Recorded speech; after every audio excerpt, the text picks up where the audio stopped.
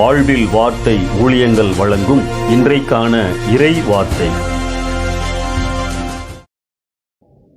பாடல்கள் தானாக பிறப்பதில்லை. அந்தந்த சூழ்நிலையில் ஆண்டவருடைய பிள்ளைகள் ஆவியானவரால் உந்தப்பட்டு எழுதினார்கள். சில பாடல்கள் சாகா வரம் பெற்றவைகள்.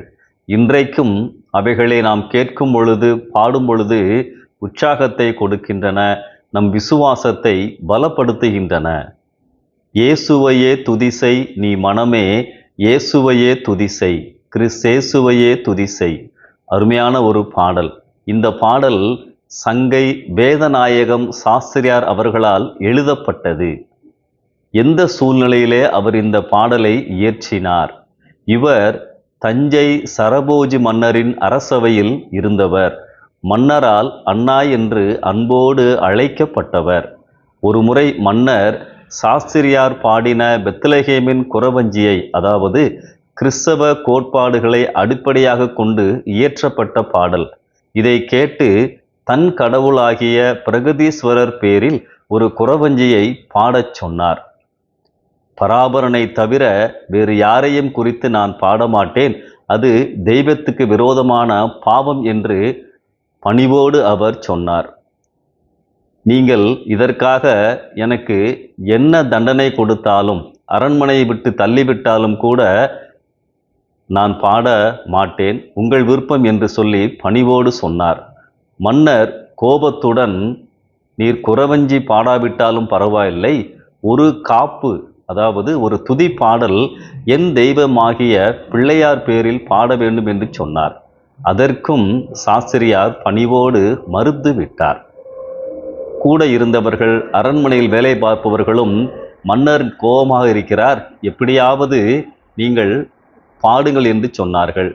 ஆனால் அவர் மன்னரிடம், என்னுடைய தெய்வத்துக்கு விரோதமாக நான் இதை செய்ய மாட்டேன், நீங்கள் என்னை இந்த வேலையை விட்டு நீக்கினாலும், என்னை ஒரு மிருகத்தை போல நடத்தினாலும் கூட நான் இப்படி பாடமாட்டேன் என்று பணிவோடு சொன்னார். மன்னர் கோபத்தோடு வெளியே போய்விட்டார். மன போராட்டம், வேதனையோடு தன் வீட்டிற்கு வந்தார். தன்னுடைய மனைவியிடம் இந்த காரியங்களை பகிர்ந்து கொண்டார். மனைவியும் அவர்களை தைரியப்படுத்தினார்கள். காலையிலே அரண்மனைக்கு வந்தார்.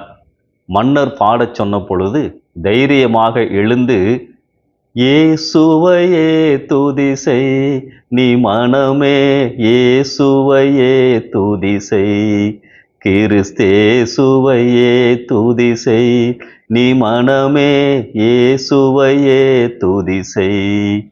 தைரியமாக இந்த பாடலை பாடினார்.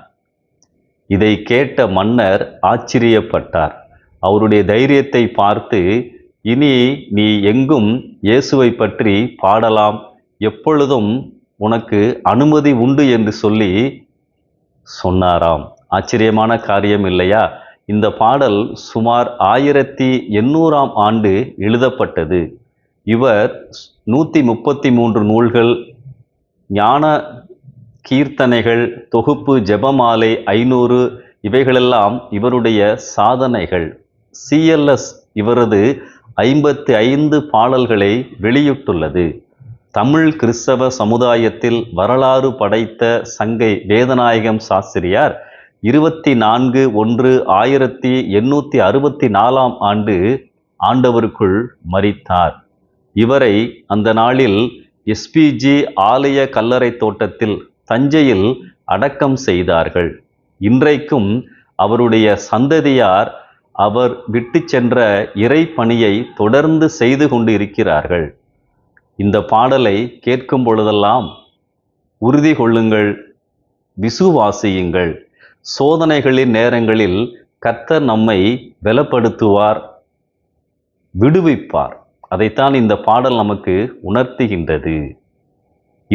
நேற்று உங்களை வழிநடத்தின தேவன் இன்றைக்கும் உங்களை வழிநடத்துவார், தேவைகளை சந்திப்பார். நம்பிக்கையோடு இந்த நாளை ஆரம்பியுங்கள். ஆமென்.